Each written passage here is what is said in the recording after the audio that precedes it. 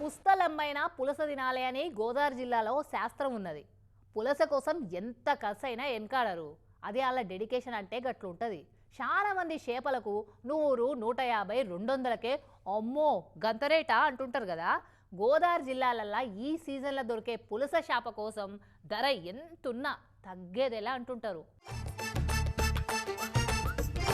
ఆహా, వెండి రంగుల దగదగ మెరిసిపోతున్నది కదా చేప. ఇదే పులుస చేప అంటే. దీన్ని పులుసు పెట్టుకొని తింటే ఉంటది నా సామిరంగా స్వర్గం పల్లెం అంచులనే ఉన్నట్టుంటది. తిన్నోళ్ళు రుచి గురించి అడగొద్దు అంటారు, తిననోళ్ళు తినేతందుకు నాలుకను లబలబలాడిస్తుంటారు.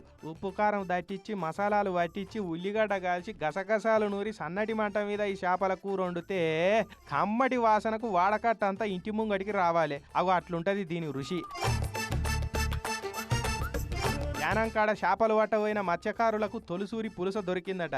ఇక దాన్ని ఒడ్డుకు తెచ్చి వేలంపాట ఆడిర్రు. పొన్నవండ రత్నం అనే ఈ అమ్మ దాన్ని వేలంపాటల 15,000 పెట్టుకున్నది.